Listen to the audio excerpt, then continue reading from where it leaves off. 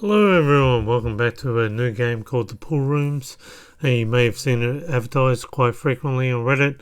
It's basically a continuation of the Backrooms. So the Backrooms is a creepypasta story where you can no-clip into a alternate universe filled with basically odd coloured wallpaper, and eventually that became famous through Kane Pixel's YouTube, who did a bacteria monster. But the original true Backrooms, there was no hostile entity, and there was only 1, 2, maybe 3 levels considered, with those that consider themselves true Backrooms loyalists. Eventually others, though, wanted to just add endless levels to this lore, and level 37 eventually became created, known as the pool rooms or sublimity, and this is a video game based on the pool rooms. So the pool rooms is an endless nonsensical maze of, you guessed it, pool rooms. So, there are the occasional survivor. There may have been someone who just drew a map trying to nut out. Sound doesn't work the same in the pool rooms. Some sounds become amplified unusually, sort of sound anomalies happen, and whereas the water seems to have a sound dampening effect. So if you were to, let's say, fall into the back rooms with a friend of yours, and eventually you made it to level 37, you might have to stay very close to each other to understand each other. The further and further you are away, you may not actually be able to hear each other. Whereas in other situations, you could be at the other end of the maze and sound somehow gets distorted to you in a really muffled type of tone. So the other thing with the pool rooms is the water, of course, has its own sort of effect. It's lukewarm. No matter how deep you go, it's always lukewarm, and that's never been explained as to what's causing that. That's where we clipped into, or it didn't clip, we fell into the pool rooms from another level. As you can see, you can trace footsteps through the water. You'll never see the light sources, so what's causing light, is it electricity, is it light bulbs? You never really get to see that, which is another unique aspect to the pool rooms. There is a rippling effect in the pool rooms. No one really knows what's causing the rippling effect, whether there's some transient source of gravity like the moon is for the earth. It's possible that there is something inside the pool rooms that's causing it, very similar to the moon. It's also possible that the levels below the pool rooms and above the pool rooms, the mass of it acts as a source of gravity. Other than that, it's never really been explained what's causing that. Now, the water itself is pretty harmless. You could drink it. It's got Epsom salts. It's also got an unknown compound inside. We haven't been able to identify what the unknown compound is, but we do know that it's just enhancing the relaxing, muscle soothing effect of the water.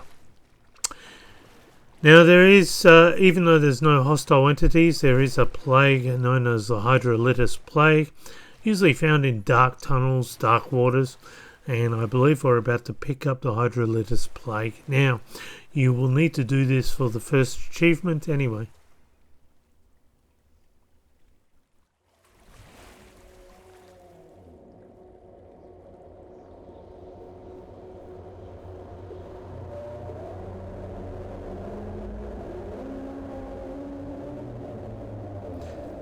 Now, the Hydrolitis Plague isn't really dangerous in itself. You could get it through drinking in the water. It is actually airborne in those dark places. And you might be able to transfer it to another person as well, since it's airborne. Uh, it will produce fatigue, delirium, audio hallucinations, visual hallucinations, fever, muscle pain, etc. But you'll very unlikely die from the hydrolitis plague itself. Not saying there's things that won't kill you here. If you were to submerge yourself and get lost in one of the underwater tunnels, you would most probably die.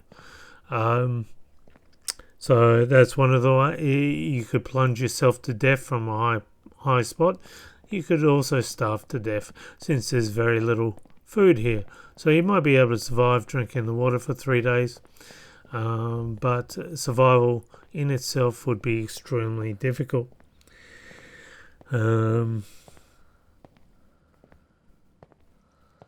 are survivors, as I said. Evidently, that's unless if it's you doing that, but that might not be the case.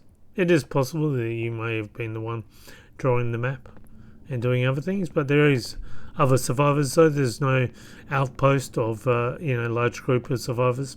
We've just circled in on ourselves again, so a lot of these levels just circle around, and you instead of going into dead ends.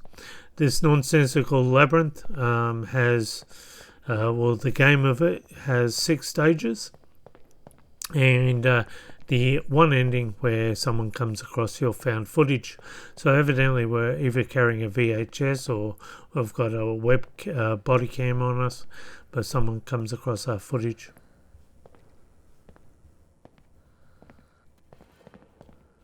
So what you just saw there is very similar to what you might get in Myst or Riven, where another survivor is, or Rem, another survivor erects a barrier between you and them, stopping you from getting to them. All the survivors seem to be wanting to stay alone, keep to themselves, not interact with people.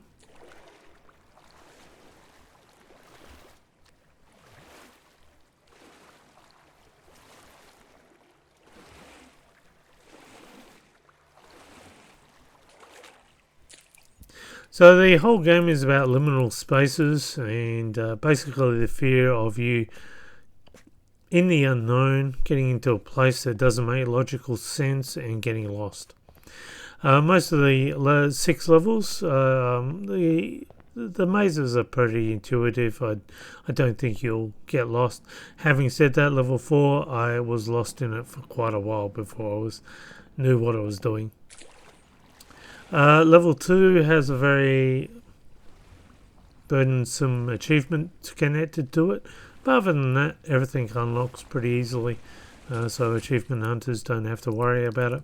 It's just about having the experience yourself of being lost in the pool rooms. There is one survivor who did write a note. I won't read it out in this level. Might read it out in level 2 or something along those lines.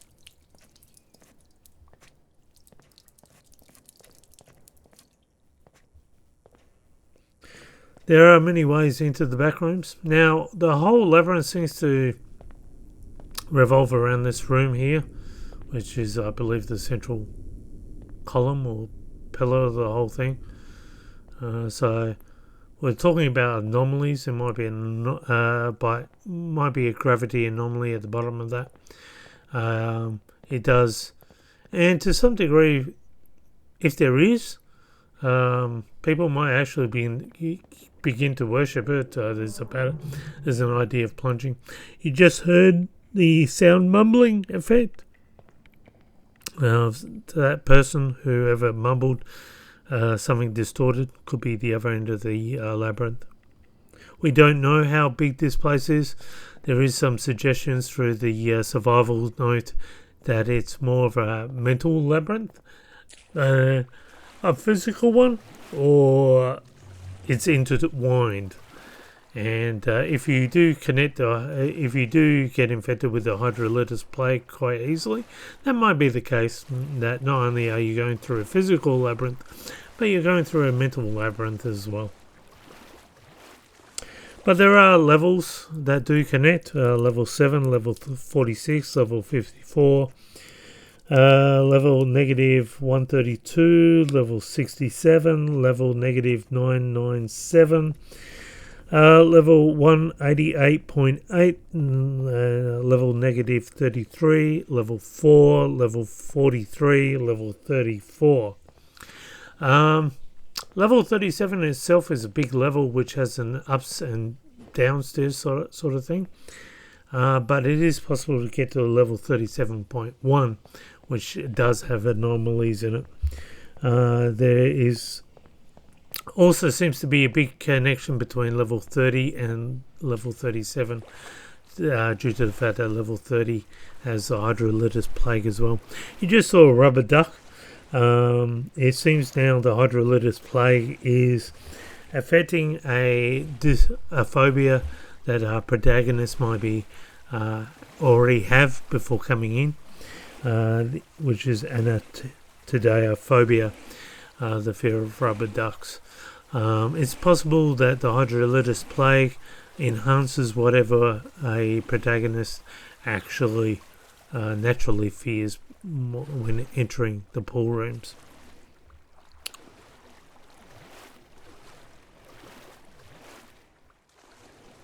Now, it's also interesting to note that none of the structural supports really actually act as structural supports.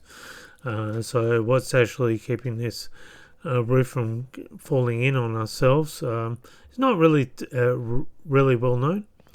What's creating every level of the back room seems to just be themed. So whether rooms are no clipping in, and then some, if it's a random algorithm that's causing these rooms to be structured the way they are, or is there an intelligence that's doing it? It's hard to tell to some degree.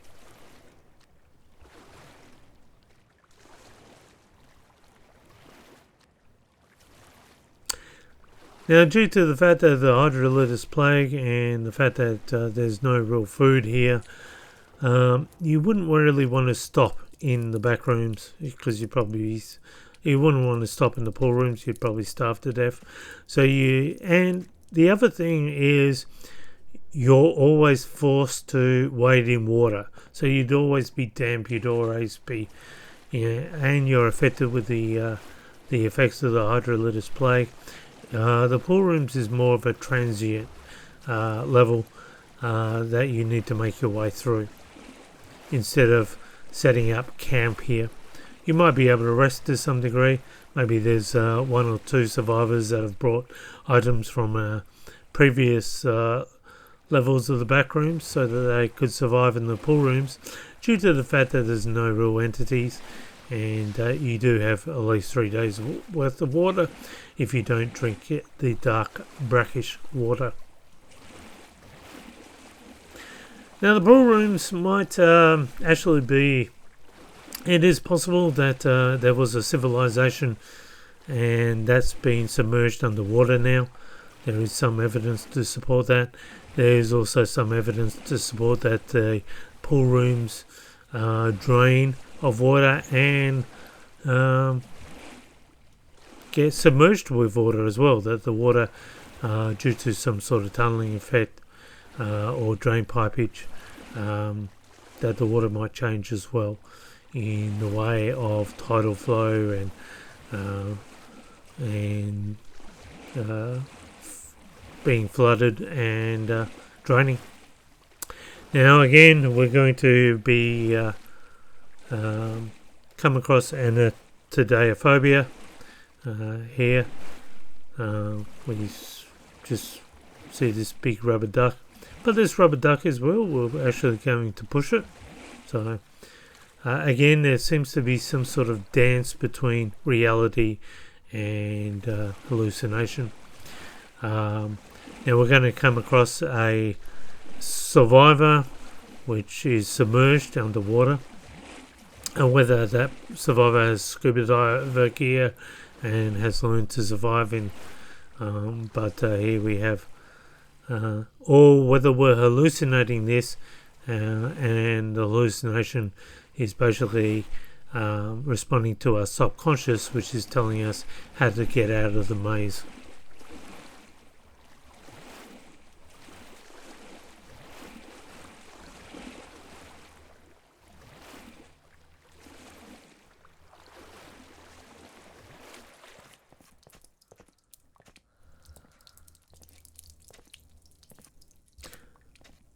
So as I said, 6 levels, and we will read the survival note of S.R. Cunningham, who's the only known survivor. Now, if you have a look at this room, this is a perfect example. This may have been filled with water when you look at the ladder where it's situated. It's also possible that this room has distorted over time and enlarged quite a bit in proportion to how it normally was. It's also possible that there's this sort of hint towards plunging into the unknown again, the diving board into the hole, where and people watching, whether this is some sort of ceremonial or baptism or whatever it is. It's a bit bizarre. It might be due to the backrooms itself having some sort of intelligence, or it could just be a random thing. Ultimately, you wouldn't survive that, which is, again, goes back to S.R. Cunningham's note being that it's a real labyrinth, and at the same time a labyrinth of the mind. So this is the end of the level. We were able to navigate the maze. We're encouraged to jump off the diving board and plunge into the unknown. If this was a real, we would plunge to our death, since we're going to hit a tile floor. But there could be a gravity situation which stops that from happening. So it's hard to say whether it's a state of mind, a reality place, or whether this backrooms dimension has its own laws. Well, join me next time as we continue with level 2. Until then, bye for now. Hope you enjoyed it.